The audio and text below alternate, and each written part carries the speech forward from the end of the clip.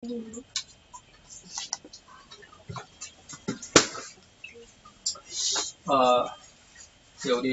교리 강의하는 시간으로 이제 7과 6과까지 끝났고요. 이제 7과 할 그런 순서 차례가 됐습니다.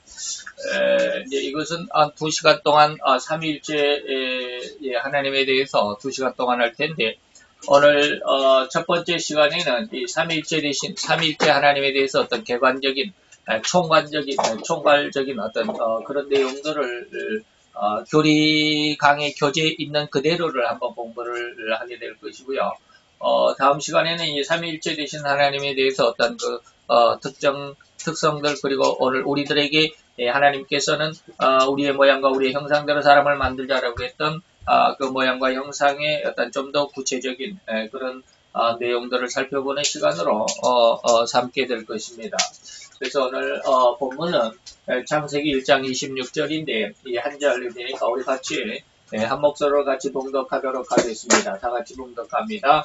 하나님이 가라사대 우리의 형상을 따라 우리의 모양대로 우리가 사람을 만들고 그로 바다의 고기와 공중의 새와 육축과 온 땅과 땅에 기는 모든 것을 다스리게 하자 하시고, 자, 이렇게 하나님께서 인간을 만드실 때 사람을 만들자. 그런데 우리의 이거 삼위일체 하나님이죠. 하나님께서 우리라고 하는 복수를 썼습니다. 복수죠. 복수이기 때문에 삼위 성부 성자 성령이죠. 성령 그 삼위가 한 몸을 이루고 있는 삼위일체 하나님의 형상과 모양대로. 그런데 형상은 뭐라고 그랬습니까? 어떤 이미지, likenes스라고 그래. 지금 헷갈리는데, 형상은, likeness, 어떤 삼위일체 외관, 객관적인 그런 내용이고요. 모양은 뭡니까? 이미지라고, 어떤 특성을 따라서 이 말이죠. 이미지. 그 특성대로 인간을 만드셨다. 이런 내용에 대해서는 다음 시간에 우리가 공부하고요. 오늘 삼위일체 하나님에 대한 어떤 개관적인 총괄적인 어떤 그런 내용을 한번 살펴보도록 하겠습니다. 자, 성경 전체적인 내용 안에서 우리가 하나님에 대해서 우리가 살펴보면, 하나님은 본질상, 본질이죠. 일체라고 하는 말은 본질이에요. 본질상 한 분이시지만 이 한 분 안에 성부와 성자와 성령이라 불리는 삼위가 존재한다고 말한다. 이게 좀 아주 뭐라 그럴까, 이치적으로 어떤 이지적인 어떤 지식적인 어떤 추구 안에서는 이 말을 굉장히 받아들이기가 힘들죠. 이게 뭐야? 한 본질 안에 세 가지의 위격이 있다. 이게 도대체 이해가 잘 안 되거든요. 그런 내용들을 잘 이해해서 쉽게 이해할 수 있도록 우리가 다음 시간에는 그런 내용들을 말씀을 조금 드리도록 할 것이고요. 계속해서 이 삼위는 본질적인 의미가 아니라 보편적인 의미로서 일반적으로 이 말이죠. 보편적으로 세 분이 아니다. 한 본질에 세 분이 성부 성자 성령이라는 세 하나님이 있으니까 세 분이라고 생각하는, 이지적으로는 우리의 지식적으로는 그렇게 하는 게 쉽죠. 성부 하나님, 성자 하나님, 성령 하나님, 그러니까 세 하나님이지 그게 어떻게 또 한 하나님이야 라고 이렇게 우리 지식적으로 도대체 이해가 잘 안 되죠. 그러나 쉽게 이해할 수 있는 방법이 있습니다. 우리의 모양과 우리의 형상이라고 그랬죠. 다음 시간에 이제 그걸 좀 강력하게 말씀을 드릴 텐데, 물론 지금까지 거의 많은 설교 중에서 제가 이런 내용들을 많이 이야기를 했습니다. 다시 말하면 우리 모양과 우리의 형상대로 사람을 만들자라고 그랬기 때문에 정말로 삼위일체가 맞다면, 삼위 하나님이 한 몸을 이루고 있는 본질로서 한 하나님이라고 하는 삼위일체가 맞다면 내가 하나님의 모양과 형상대로 만들어졌음을 발견할 수 있어야 되죠. 내 안에 삼위일체의 모양이 들어있어야 된다. 그러니까 우리의 형상대로, 그러면 그 본질이라고 그랬죠. 뭡니까? likeness, 외관상 이 말이죠. 그래서 나는 한 사람이잖아요. 그래서 우리의 모양대로 삼위일체 하나님의 그런 어떤 likeness, 외관상 보는 대로 나는 한 사람이죠. 그런데 내 안에 우리의 모양대로 이미지라고 그랬습니다. 그러니까 성부의 이미지, 성자의 이미지, 성령 하나님의 이미지가 내 속에 그대로 세 가지가 존재하고 있어야 되죠. 바로 그거에 뭡니까? 그래서 성부 하나님이 그 라이크니스, 그 모양대로 우리에게 뭘 줬어요? 우리의 마음. 성경 전체적인 내용 안에서 성부 하나님을 무슨 하나님이? 거룩하신 하나님이시라 그러죠. 그래서 거룩하신 그분의 형상이 뭐예요? 우리의 마음이 들어있습니다. 성자 예수님은 어떻게 요한복음 1장에 보면 말씀이셨던 하나님이고 강력하게 이야기를 하죠. 말씀이신 하나님이 성부 하나님과 함께 있었다. 그 성부 하나님의 라이크니스, 그 모양이 우리 인간들에게는 우리가 지금 말하는 이런 대화할 수 있는 이런 말, 우리의 생각과 의지와 우리의 어떤 그 감정을 말로 표현할 수 있었던 그런 거고요. 또 성령 하나님은 행동이라고 그러죠. 능력이라고 그러죠. 그래서 우리가 활동할 수 있고 이렇게 움직일 수 있고 삶을 이어갈 수 있는 이런 내용들이 성령 하나님의 라이크니스 특성으로 우리에게 주어졌다. 그래서 나는 내가 마음과 말과 행위가 있지만 나는 세 사람이 아니라 나는 한 사람이다. 이게 바로 우리의 모양과 우리의 형상. 삼위일체 하나님을 단적으로 아주 강력하게 증거할 수 있는 그 모습이 내 한 사람 안에 들어있죠. 그렇기 때문에 이것을 우리가 이해할 수 있어야 되죠. 그게 바로 이제 보편적인 의미로서 세 분이 세 사람이 나는 세 사람이 아니고 한 사람이죠. 그런 것처럼 그래서 그들은 세 개체적인 개체로서 세 개 개체가 아니라 오히려 신적인 본질이 그 안에 존재하는 세 가지 양상. 이게 이제 우리 교제 안에 이대로 표현이 되어 있습니다. 자, 세 가지의 양상이요 형태로 나타났다. 이 라이크니스다라고 이렇게 말씀을 드리는 것입니다. 동시에 이들은 서로 인격적인 관계. 이게 뭐 이제 제가 이제 가끔가다가 뭘 이야기합니까? 그 어떤 조화를 잘 이루고 있다. 유기적인 관계다라는 말씀을 쓰죠. 교리 공부할 때는 유기적인 말씀이 상당히 많이 나옵니다. 바로 이제 삼위 하나님을 설명할 때 바로 유기적이다. 서로 아주 밀접하게 관계가 있고 서로 밀접하게 조화가 되어 있고 연결이 되어 있기 때문에 하나를 뗄 수 없을 정도로 아주 밀접하게 관계가 되어 있다. 이것을 말하는 것이 인격적인 관계다. 그래서 나는 내 말과 마음과 행위는 아주 밀접하죠. 내가 생각하는 것을 행동으로 할 수 있지만 내 생각이 100% 행동이 되지는 않죠. 생각하면서도 다른 짓을 할 수 있잖아요. 그죠? 그래서 또 내 마음에 계획한 것을 내가 말할 수는 있지만 계획한 것을 말을 안 할 수도 있잖아요. 그래서 내 말은 100% 내 마음의 계획이다라고 이렇게 말할 수가 없어요. 감출 수도 있고 거짓말을 할 수도 있고 다른 말을 할 수도 있고 그죠? 그래서 서로 같기는 하지만 완벽하게 100% 동일하지 않는. 그래서 세 개의 따로따로 구분이 될 수 있는 그런 말이죠. 인격적인 관계를 확립할 수 있는 그런 성질을 가지고 있다. 성부는 성자에게 말씀할 수 있다. 그래서 예수님은 뭐라 그럽니까? 가끔 가다가 유대인들에게 뭐라 그럽니까? 아버지가 나를 보내서 내가 너희들에게 할 말을 가르쳐 주었다. 그렇죠. 그래서 성자는 아버지에게 말씀을 들었다 이 말입니다. 그리고 반대로 성자는 또 아버지에게 말씀할 수 있습니다. 요한복음 11장에 가보면 나사렛 무덤 앞에서 예수님이 기도하죠. 아버지여 오늘 내 말을 들으신 내 기도를 들은 것을 감사합니다. 그리고 또 들으실 줄 믿습니다라고 성자 예수님은 그 자리에서 성부 하나님에게 고백을 하시죠. 그리고 또 십자가상에서도 아버지여 내 영혼을 부탁하나이다. 그렇게 하는 거죠. 그래서 성자는 성부에게 말씀하실 수도 있고 성부는 성자에게 말씀하실 수도 있습니다. 근데 성령은 말씀하신 것이 안 나와 있습니다. 성경에. 그래서 말씀을 하실 수 있는 분이고 그래서 성부와 성자 성령은 성부와 성자는 또 성령을 파송한다. 예수님께서 그랬죠. 내가 가야 너희들에게 보혜사를 내가 내 이름으로 아버지가 보내주시기도 한다. 그런 말씀도 있고 내가 보낼 성령이 있다. 뭐 이런 말씀도 하시고 그러죠. 그래서 성경 전체적인 내용에서 보면 성부나 성자는 성령을 보내시기도 하십니다. 파송도 하시지만 성자는 성부에게 말씀하시고 기도하시고 또 성부는 성자에게 말씀하시는 이런 내용이 이런 어떤 관계자가 있다라고 하는 것이죠. 그래서 삼일체 교리의 이 오묘한 신비는 삼위 중에 각 위, 성부나 성자, 성령 각 위가 신적 본질의 완전성. 그러니까 성부는 그러면 성자 성령이 없으니까 그러면 성부 혼자는 불완전하냐? 그렇지 않아요. 완전하다. 성자 자신도 성부나 성령이 없어도 완전합니다. 성령도 역시 마찬가지예요. 그럼에도 불구하고 성자 예수님은 뭐라고 합니까? 만약에 성령이 오시면 그가 자의로 행하지 않는다. 자기 뜻대로 행하지 않고 내 것을 가지고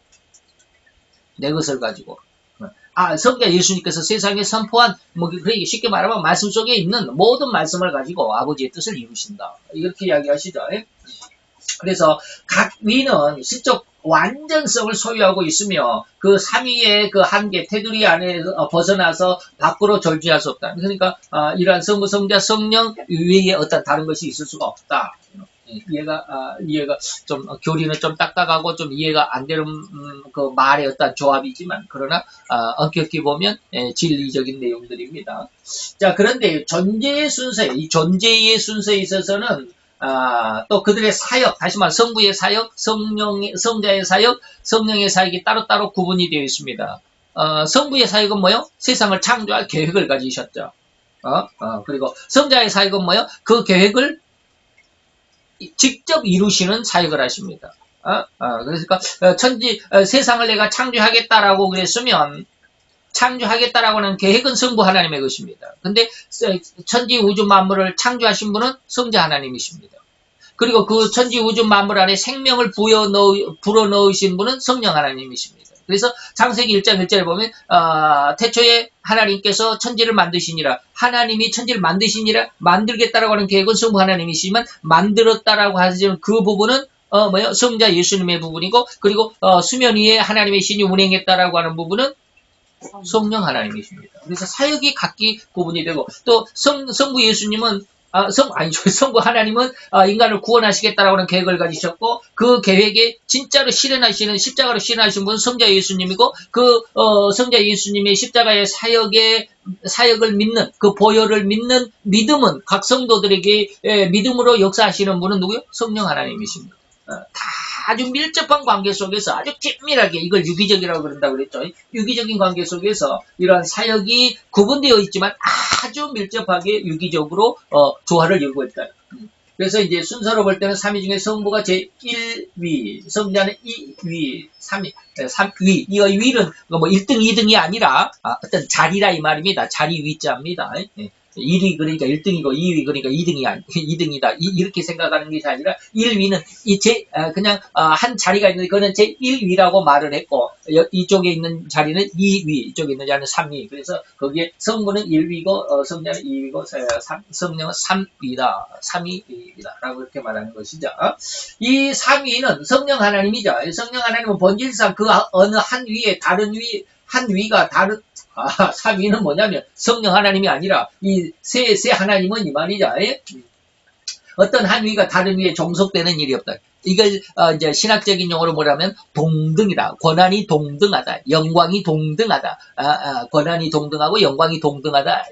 이런 말을 하는데, 그러죠. 그것은 뭐예요? 다른 위에 종속돼. 그러니까 때로는 이 말에 대해서 성경을 좀 공부한 사람들은 즉각 반론하는 분들이 있습니다. 아니, 예수님도 세상에 있을 때 유대인들에게 뭐라고 그랬냐면 아버지는 나보다 크시다 그랬는데, 아버지는 나보다 크시다 그랬으면 아버지가 크시니까 나는 아들로서 그 밑에 이제 종속되어 있는 그런 어떤 의도로 해석을 해버리려고 하는 분이 있죠. 그래서 한 위가 다른 위에 종속되는 일이 없다 그러니까 그 성경을 갖다가 딱 제시하면서 이게 봐라, 아버지가 크신 분이고 아들은 작으니까 그 밑에 종속되어 있지 않냐라고 그러는데, 그게 아니라 거기서 아버지가 크시다, 나는 거기에 이제 그 명령에 따른다라고 하는 그런 어떤 그 순처적인 명령 체계 같은 그런 어떤 의미는 뭐냐면, 예수를 그리스도로서 내정하신 분은 의미할 때 그것을 하나님이라고 그러고, 계획, 다시 말하면 메시아로서 구세주로서 내가 그 일을 감당했을 때 나는 아버지의 보내심을 받은 자다라고 이렇게 표현할 때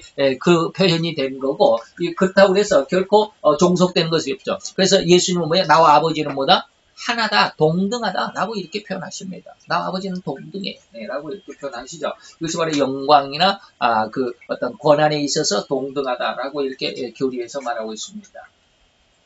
자, 이제 몇 가지 질문을 통해서 한번 삼위일체 하나님에 대해서 생각을 해봅시다. 창세기 1장 26절에 하나님이 가라사대, 오늘 본문이죠. 우리의 형상은 뭐예요? likeness. 우리의 모양은 뭐예요? 이미지라고 했습니다. 그래서 우리의 만들고 그로 바다와 고기와 공중의 새와 육축과 온 땅과 땅의 길 모든 것을 다스리게 하자. 여러분들이 오전에 제가 이제 강력하게 말씀드렸던 결단을 하는 그런 신앙 속에, 그런 신앙으로 성장하기 위해서 철저한 회개, 다시 말하면 애통의 그런 어떤 은혜 속에 있어야 된다라고 했을 때, 바로 그것이 이 3대, 제가 늘 이야기하는 3대 권능을 이야기를 하는 것이죠. 구약에서는 이제 이 창세기 1장 26절에 이렇게 이야기했지만, 이것 속에서, 뭐라 그럽니까? 다른, 이 뒷구절을 보면, 땅을 정복하고, 모든 생물을 다스리고, 그리고 너희가 번성하여 땅에 충만하라. 이거 3대 권능이다, 3대 축복이다라고 늘 이야기를 하죠. 바로 이런 것이죠.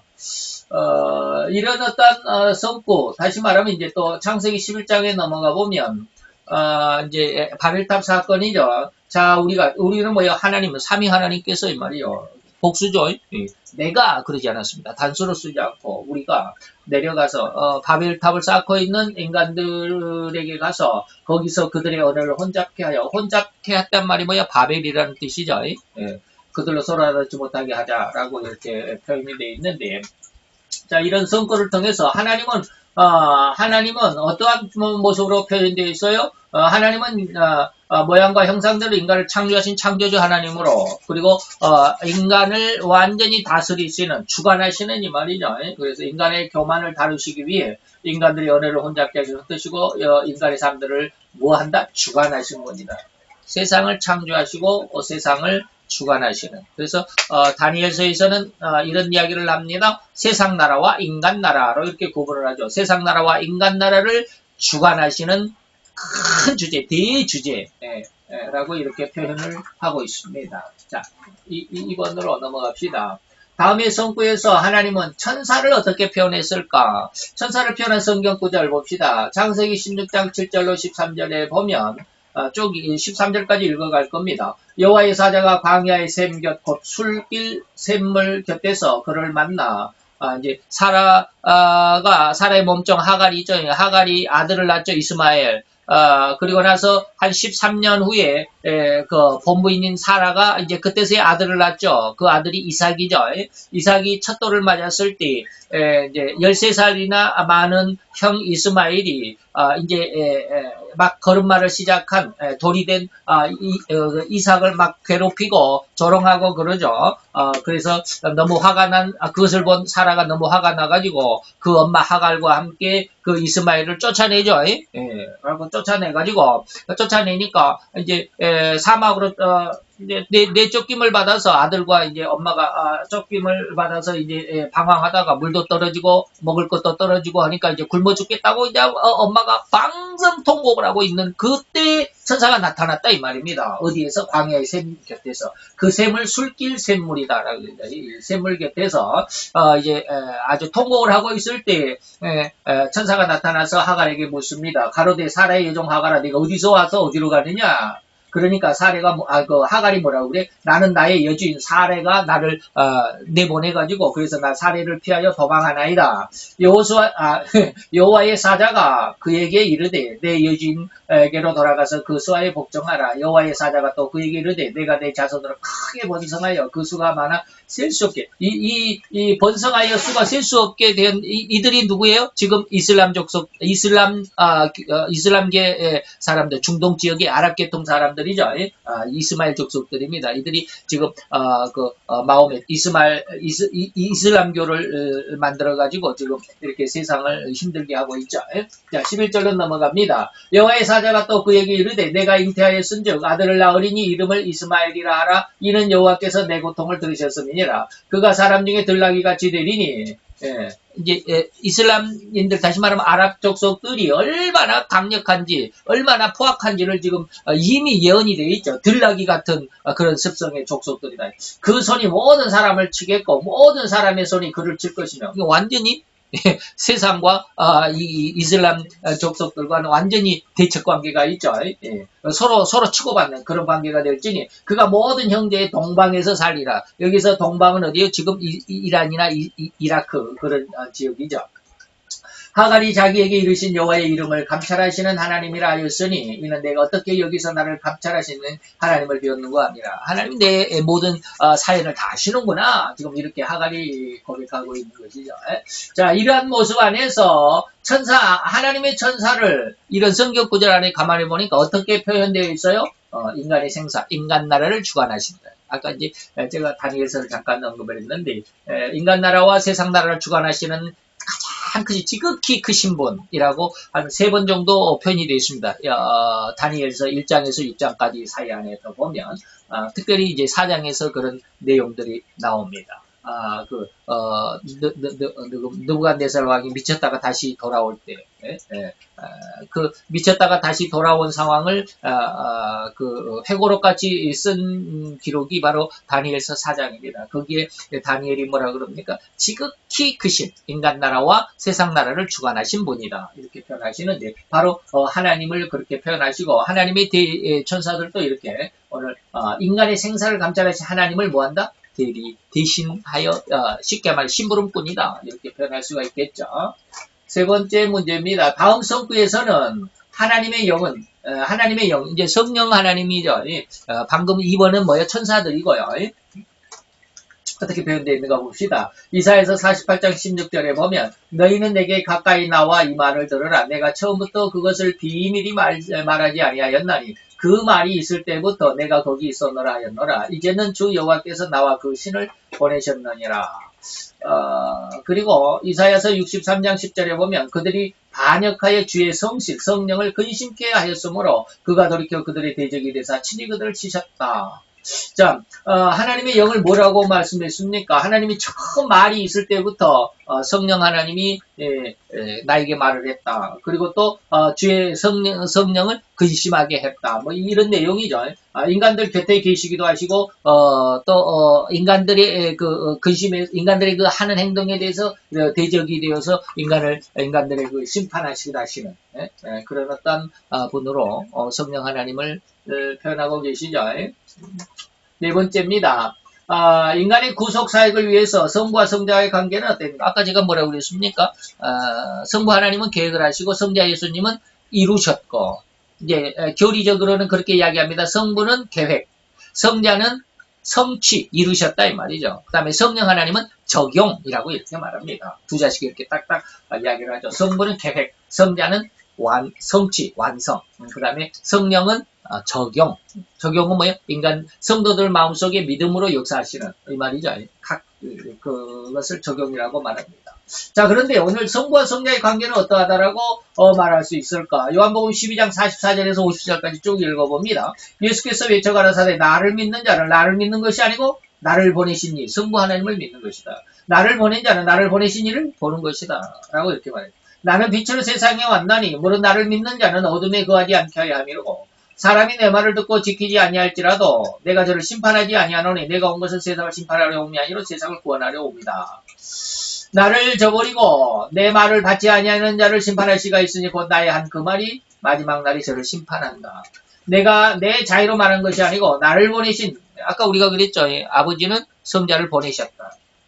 나를 보내신 아버지께서 나의 말할 것을 이룰 것을 친히 내게 명령해 주셨다. 아버지는 나에게 말하신다. 성부는 성자에게 말하셨다. 이런 내용 기억이 나시죠? 방금 전에 나는 그의 명령이 영생인 줄 아노라. 그러므로 나의 이르는 것은 내 아버지께서 내게 말씀하신 그대로 이루노라 하시노라. 성부와 성자의 관계는 아까 어떻게 했을까요? 성부는 예수를 심판자로 보내셨고 성자 예수는 심판자로 보내심을 받은 관계.